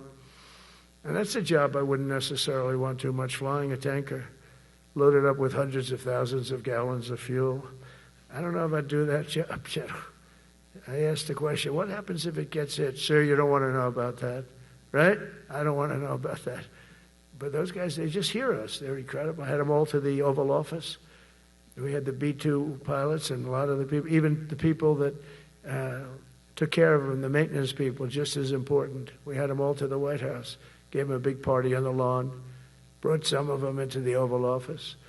But on top of all this, we'll deliver a hard-earned pay raise of 3.8% to every soldier, sailor, airman, Coast Guardsman, Space Guardman, and Marine, something you weren't getting from the past administration. They did not treat you with respect. They're Democrats. They never do. Not only are we rebuilding our great strength, but for the first time in years, my administration is actually using that strength to defend the core and vital interests of America. And very simply, we are putting America first. And I have since I've been elected. I've always put America first. It's sort of simple, you know, when you think. My campaign was run on common sense, and we did great. We got the highest numbers ever received in terms of districts. You know, they have it broken up, 2,500 versus 525.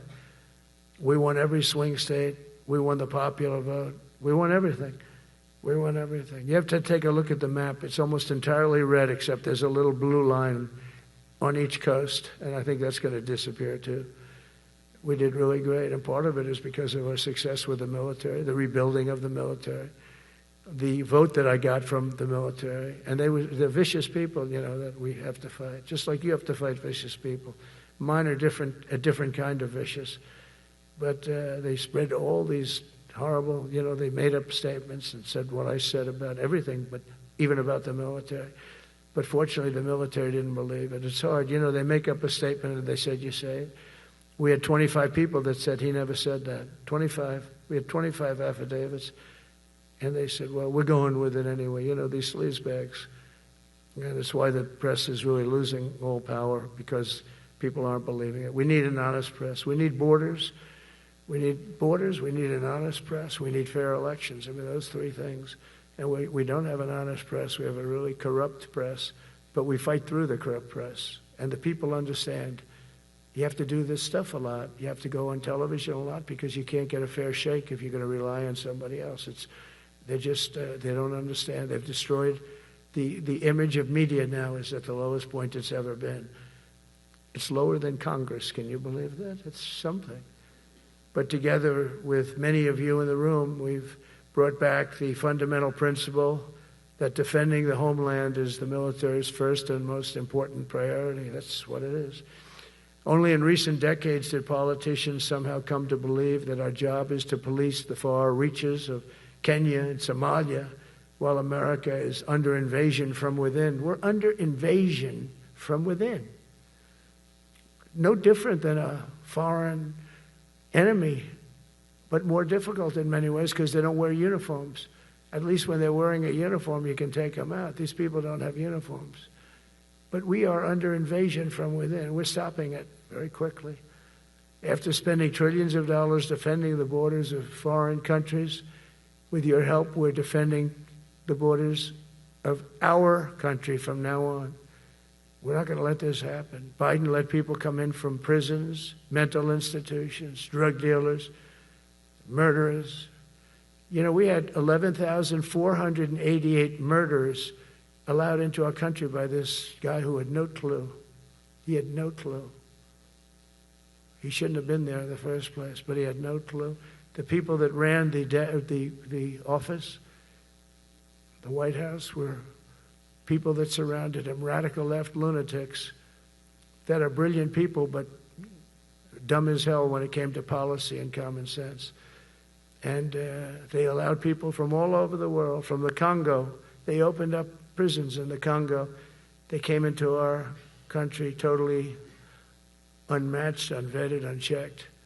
And from all over, South America, not just South America. You know, you think South America, no, but from all over. A lot came in from Venezuela. Venezuela emptied its prison population into our country. That's why they have Tren de Aragua, one of the worst gangs ever. But we took care of them. We took good, strong care of them. And I just want to thank the National Guard in Washington, D.C. It's embarrassing to say this. Now I can say it because we solved it. But Washington, D.C. was the most unsafe, most dangerous city in the United States of America. And to a large extent, beyond. And beyond that, you go to Afghanistan, they didn't have anything like that. You go to countries that you would think there's problems, they didn't have that. And now Washington, D.C., after 12 days of serious, serious intensity, we took out 1,700 career criminals. If you have 5 career criminals, they can make your numbers look very bad because they'll commit many crimes a day. But we took out 1,700, and they took them out. There was no doubt who the boss was. They did an unbelievable job. Then they started even cleaning. I said, I don't want them doing that, sir. They were cleaning it up. I drove through it 2 days ago. It was beautiful. People are walking down the street holding hands, man and wife, coming from Iowa. They're not worried about being shot. Washington, D.C. is now a safe city. In fact, I went out to dinner with my crew. I haven't done that. In theory, I wouldn't do it. And I felt totally safe. And nobody's been attacked. Nobody's been hurt. Washington, D.C. went from our most unsafe city to just about our safest city in a period of a month. We had it under control in 12 days, but give us another 15, 16 days, it's perfect. And people other than politicians that look bad, they think, you know, the Democrats run most of the cities that are in bad shape. We have many cities in great shape too, by the way. I want you to know that.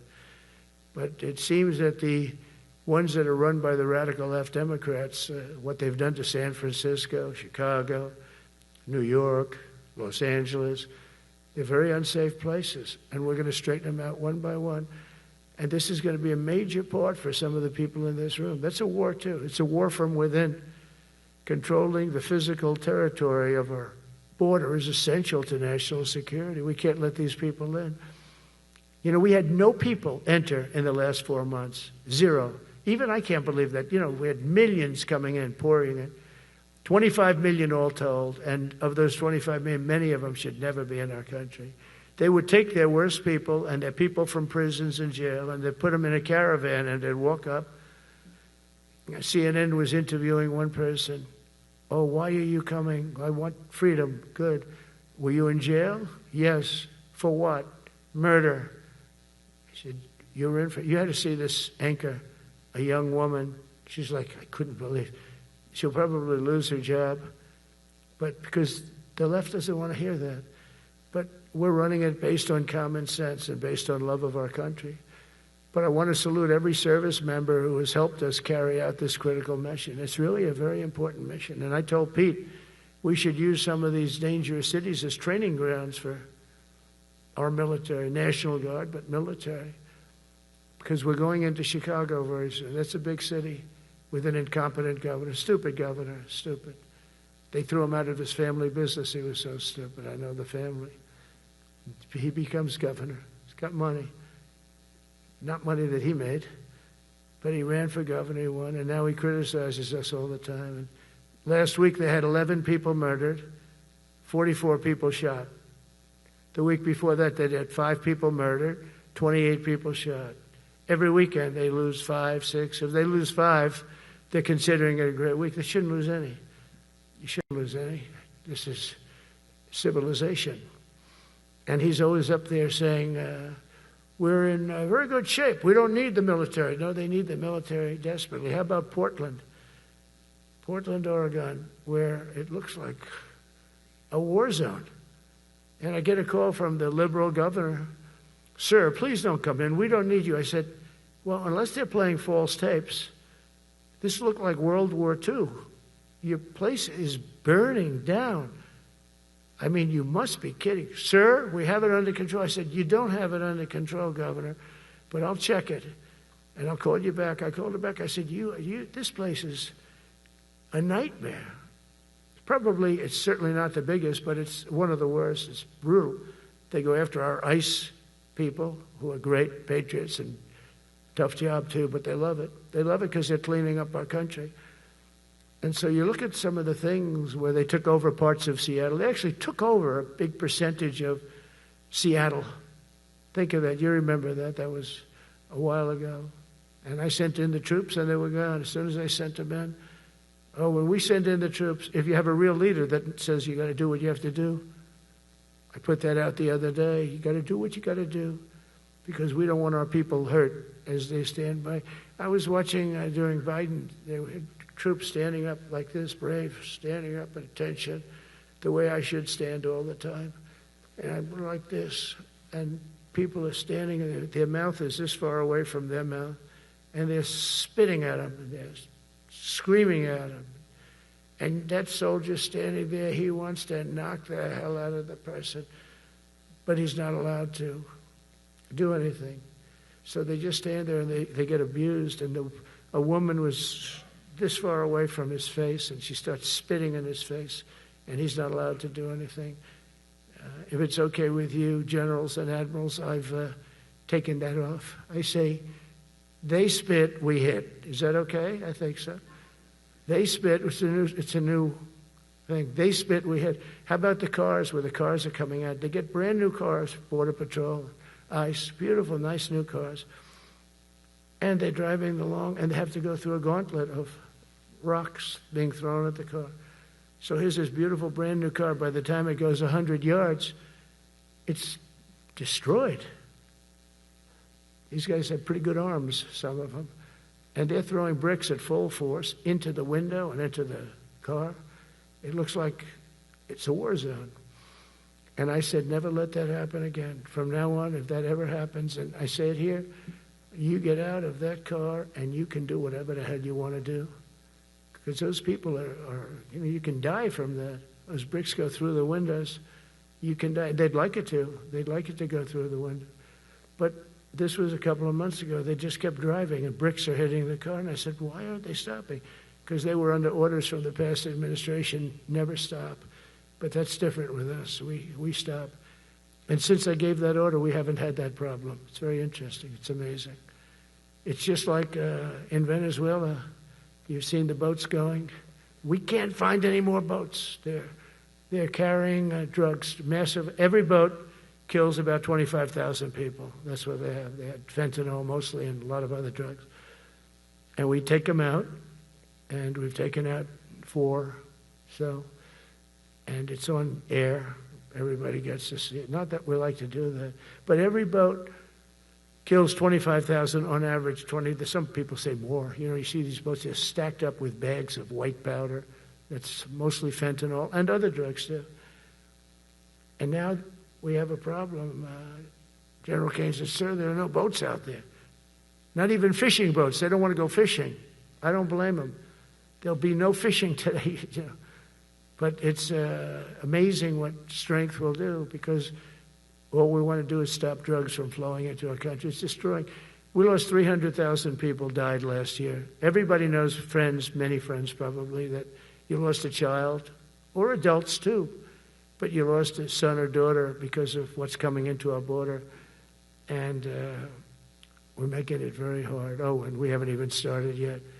Last month I signed an executive order to provide training for quick reaction force that can help quell civil disturbances. And this is going to be a big thing for the people in this room because it's the enemy from within, and we have to handle it before it gets out of control. It won't get out of control.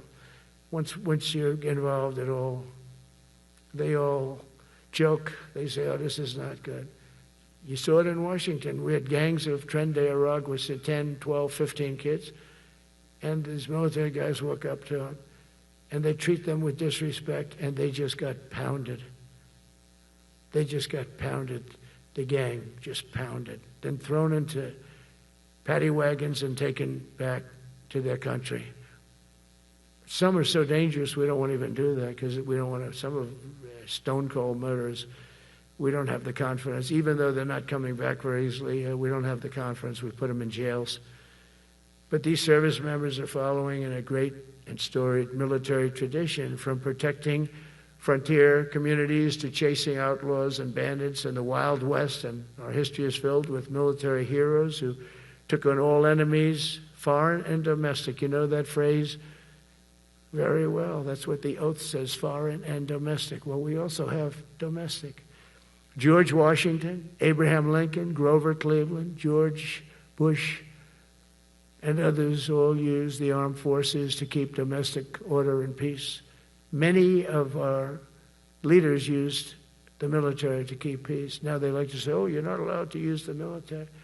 And you know what the people say? The people in those cities where they're being raped and shot and beat up, you know what they say? We love the military. You ever see where they interview the people on the street? I've never seen somebody say they don't, unless they're radical and paid off, because a lot of these insurrectionists are paid by, whether it's Soros or other people, but they're paid by the radical left. So today I want to thank every service member from general to private who has bravely helped us secure the nation's capital and make America safe for the American people. It's amazing. The whole world is watching. Everybody in the White House, they come up to me, young women, sir, thank you. I know immediately what they're thanking. They don't have to say it. They walk to work now to the White House. We haven't had a crime in Washington in so long because we got the careers. We call them the careers. We got these lunatics out, and they'll never be any good. You know, I hate to tell this to the liberal media. You could spend time with them. You could do whatever you want. You could send them to the finer schools, which they couldn't get into anyway, mentally. They couldn't get in, but no matter what you do, they'll never be good. They're bad. They're career criminals. I don't know, maybe they were born that way. Some people don't like me to say that, but maybe they were. Certainly some were.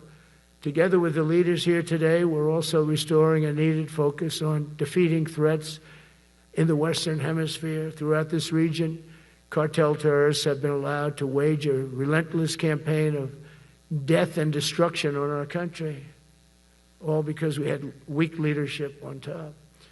And we did a great job with it first term, but this is something else what we're doing now. We're taking it to the next level, probably next level times 3. But we had COVID come up, and we had to take care of that. We did a great job with COVID. We had the therapeutics, it's just Regeneron, so many things we did for COVID. But we had to focus on that, and every other country in the world was being decimated by COVID. So we had to change gear a little bit to take care of that. But under our leadership, the military is now the knife's edge in combating this sinister enemy. We have to put the traffickers and cartels on notice, and we've done that. And we put them, a lot of them, we've called them a terrorist organization, which is actually a big thing to do. Nobody's done it, but I've done it with a lot of them. It gives you a tremendous advantage. If you try to poison our people, we will blow you out of existence, because that's the only language they really understand. That's why you don't see any more boats on the ocean. You don't see any boats. Around Venezuela, there's nothing. As president, I will never hesitate to defend our people from threats of violence, from the horrible plague that's taking place from within. The Iran nuclear power, the Iran, all of the great power that we thought existed, we blew it out to kingdom. We took advantage of it, and we just really took advantage of it, and it was a beautiful thing to see, and that's what military power can achieve. That's why I chose Raising Cane. He's fantastic, by the way. I hope you all agree. If anybody disagrees, could I please have your hand? Who disappears that Raising Cane is no good? Just raise your hand. I don't see any hands raised. All right. That means you're okay. That means that he's okay now, but I saw his results. You know, he took out ISIS. I was told it was going to take 4 years. It took 4 weeks. I went to see him, and he took him out in 4 weeks, knocked him out, knocked him to hell. And I was told by military people it was going to take 4 to 5 years to do it. And I don't even know if we'll have it then, sir. These were the Washington generals. I call them the television generals. But Raising Cane did it in 4 weeks, took out 100% of the ISIS caliphate. As a result of these actions and many others since my inauguration, we're witnessing the triumphant return of peace through strength. We have great peace through strength. America is respected again as a country. We were not respected with Biden. They looked at him falling downstairs every day. Every day the guy's falling downstairs. He said, it's not our president. We can't have it. I'm very careful, you know, when I walk downstairs, like I'm on stairs, like these stairs, I walk very slowly. Nobody has to set a record. Just try not to fall, because it doesn't work out well. A few of our presidents have fallen, and it became a part of their legacy. We don't want that. You walk nice and easy. You don't have to set any record. Be cool. Be cool when you walk down, but don't pop down the stairs. So one thing with Obama, I had zero respect for him as a president, but he would bop down those stairs. I've never said, da-da-da-da-da-da, pop, pop, pop. He'd go down the stairs, wouldn't hold on. I said, it's great. I don't want to do it. I guess I could do it. But eventually, bad things are going to happen, and it only takes once. But he did a lousy job as president. A year ago, we were a dead country. We were dead. This country was going to hell. We were dead in every way, from immigration to military. We didn't have the weapons. We were given everything to Ukraine. We had nothing. And by the way, I have to tell you, now, as you know, I went over and I met with NATO, and NATO raised from 2 to 5, which everyone said 5% of GDP. Millions and now trillions of dollars are pouring in. They didn't pay the 2% because they know we were there to pay it. And now they paid the 5%. That's trillions of dollars. And we're not spending any money on that war, not 10 cents. We sell our equipment to NATO. NATO pays us for the equipment, and they give it to Ukraine or whoever they give it to. But they can keep it, but we're not involved. We have no money going out. Biden gave $350 billion. Not sustainable. $350 billion. And we have a war that should have never started. But we're not doing that anymore. So I just want you to know we're selling equipment. Our people are buying equipment. They are buying the equipment at full price, a fair price. So I don't want to say we're making money, because I don't want to be making money on a war. It's too many people dying. They're losing 7,000 soldiers a week. A lot of them are Russian soldiers, but between the two countries, mostly soldiers, by the way. Sometimes, you know, in Kiev, they'll lob a missile in, or some drones in, kill some people. But mostly it's soldiers. Russia and Ukraine are losing 7,000 souls. And, you know, they're not American. They're not us. They're not you. We have a special obligation. But they're soldiers. They're young people. They leave their parents. They wave goodbye. And then 2 days later, they're blown up so unnecessarily. And so that's the primary reason I want to get it done. We got to get it done. It's crazy what's going on. That's the worst war that there's been since World War II. The number of soldiers that are being killed there is just crazy. From 5,000 to 7,000 soldiers die a week. Think of that. So I think we'll get that done, but that's turned out to be the toughest one. I'm so disappointed in President Putin. I thought he would get this thing over with. He should have had that war done in a week. And I said to him, you don't look good. You're 4 years fighting a war that should have taken a week. Are you a paper tiger? And it's a shame, but I think eventually we'll get that one done, just like in theory, I want to knock on wood, because you never know. It's like we're going to have the Middle East done, which is actually a much harder thing to do. I mean, thousands of years. But we have to get that war done. So now just think of it, we're a dead country. I was with the King of Saudi Arabia, a great guy. I was with the Emir of Qatar. I was with the great leadership of UAE. I was over there. We brought back $2 trillion and more. They ordered 200 planes, Boeings. They ordered so much, and they were great. But they all said essentially the same thing. They said, 1 year ago, you were a dead country, and now you're the hottest country anywhere in the world. We're the hottest country in the world right now. The absolute hottest country in the world. There's nobody even close. Putin said that to me. We met in Alaska, had a good meeting. Then he went back and started sending drones into Kiev. I thought we had a good meeting. But it's one of those things. But we were a dead country a year ago, and now we're the hottest country anywhere in the world. Think of that. You can be proud of that. And you must have felt like hell when you have a wife or a husband at home, and you used to read the numbers that we can't get people to join the Army, Navy, Air Force, Marines, Coast Guard. You must have felt like, I have a job that nobody wants. That doesn't feel good. Well, now you have a job that is brimming over with people wanting it. They want it. And you're able to get a much higher quality because now you have your choice. You want so many. And we're going to have many, many people that aren't going to be able to join because of the fact that we don't need them at this moment. But think of it, what a difference that is from, I could just imagine 2 years ago, you're reading front page articles in the New York Times, of course, and Wall Street Journal. They always give us unfair stories. But they played it so big. They were playing it so big. Nobody wants to join the Army, the Marines, the Air Force. They don't want to join. They don't want to join the Coast Guard at all. Nobody wants to join. Nobody wants to join our police forces. Our police forces also. It's almost went hand in hand.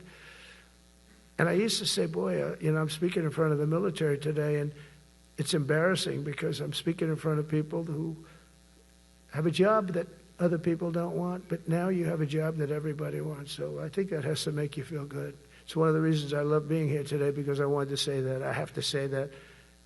Everybody wants to be in the Army, the Navy, the Air Force, the Marines.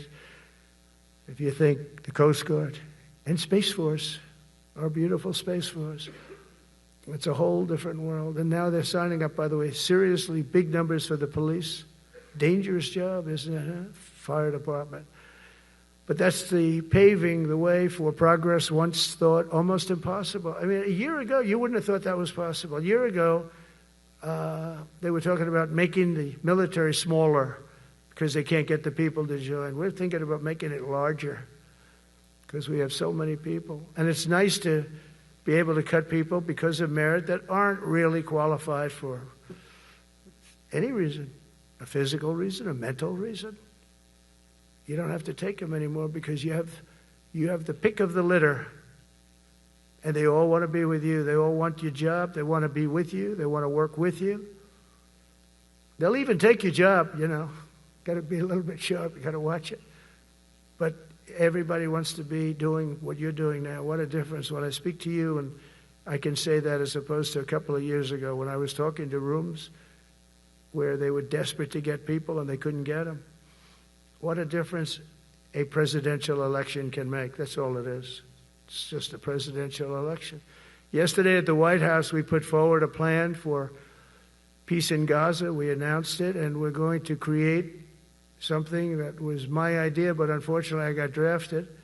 It's going to be called the Board of Peace, and it's going to reign over that territory. And we're going to get that done. And they asked if I'd be the chairman of the Board of Peace. I wasn't counting on that. I had the idea for the Board of Peace. But I said yes, and I guess because of that, every leader, everybody wants to be on the Board of Peace. And we're going to watch over that very volatile part of the world and keep it non-volatile so you don't have to get involved. We want to save you for other things or save you for nothing from that standpoint. We don't want you fighting wars, but if you have to, you're the most lethal fighting force in the world. And I would say that even 2-3 years ago, but now I say it with great enthusiasm. It's so true. And we're striving tirelessly to end the terrible war in Ukraine. And as you know, we're also working hard to get the allies to share more of the burden of our defense.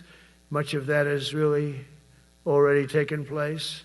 But all NATO members have committed to the increase that I talked about. Think of that. That was unthinkable. It used to be 1%, then we got it up to 2% in my last term. And they did not like it. And now I got it to 5%. And I get along great with all of them. In fact, they call me the president of NATO. I said, I don't think so. But they're great. They're great people. And they're spending a lot of money. And a lot of money that they should have been spending in the past. But I think Putin was a wake-up call for them, really. We're now selling large quantities of American-made weapons to NATO, and we're getting really fair pricing. We're making a lot of money. It's my hope that from Europe to Asia to the Middle East, our allies will make similar commitments to increase their military capabilities. And this will greatly strengthen our alliances, and also it will make war far less likely. You know, if you're a strong presence like we are such a strong presence now. And I go around bragging about that. I've said, we have the strongest military anywhere in the world. I say it. You never heard Biden say that. Never heard him say anything. But you never heard him say, did you ever hear him say, we have the strongest military? He doesn't say that. I say it. We have the strongest military anywhere in the world. We have great leadership. And I'll tell you, Pete and General Kane, all of the people that I've met that have been lifted up in rank. And we got many of them out of here, too. I'll be honest with you. Didn't like doing it, but we got many of you out of here because we weren't satisfied. We know everything about everybody. It'll also help the United States rapidly rebuild our defense industrial base. Each of you can play an important part in getting allies to do their part. So to that end, Secretary Hegseth will soon be announcing major reforms to streamline military acquisitions and expedite foreign military sales. We have tremendous numbers of countries that want to buy our equipment, and, you know, in many cases it takes too long. They're backlogged. We're backlogged on all the equipment, which is something that's new to us a little bit. And I told those companies, you better get your ass going because we're selling you a lot of equipment. We're getting countries to buy your equipment. You got to produce the equipment. Some of the countries, I'm not going to mention, but some of the countries are buying a lot. And that's a good thing. They're on our side. 95%. I'll never say 100% because they can always turn, right? You know about that. But they're on our side. The problem is we have to get the companies that make this equipment, and we make the best equipment in the world, but they got to make it faster. We have orders for the F-35. We have orders for everything. The new F-47. We have orders for everything. They got to make it faster, a lot faster. Ammunition they have to make faster. In the coming months, we'll be making even more historic announcements to fully embrace the identity of the Department of War. I love the name. I think it's so great. I think it stops wars. The Department of War is going to stop wars. If we are as ruthless and relentless as our enemies, the United States Armed Forces will be totally unmatched in the future. We have a group of enemies that are very ruthless and very smart, but they can't match us. They can't match us. They don't even come close to matching us. Again, you know, it's very important for me to say we are the greatest military in the world, but we make the best equipment in the world. I watched our anti-missile missiles. I watched our Patriots just knock things out like a needle hitting another needle on the stage. There's a needle up there, and you send another needle up, and it hits it every time. During the war, we went 14 for 14. We had 14 This is with Iran. We had 14 missiles coming at us. All 14 were knocked out of the sky, every one of them. We make the best equipment. From Sparta to Rome, to the British Empire, to the United States of America, history has shown that military supremacy has never been simply a matter of money or manpower. At the end of the day, it is the culture, spirit of our military that truly sets us apart from any other nation. Our ultimate strength will always come from the fierce people, and those brilliant people with such pride, and the unbending will and the traditions of excellence that have made us the most unstoppable force ever to walk the face of the earth. And that's what we are. Remember, we never want to use it, but we have the most powerful nuclear capability, and I call it nuclear deterrent of any other country. Nobody close. The men and women in this room inherit the legacy built and won by Washington and Jackson, Grant and Pershing, Eisenhower and Patton, Nimitz and LeMay. We carry forward the majestic military heritage passed down from father to son, soldier to soldier, and one generation of warriors to the next. You are warriors, you know that, right? You're great warriors, or you wouldn't be in this room. You're the best of the best.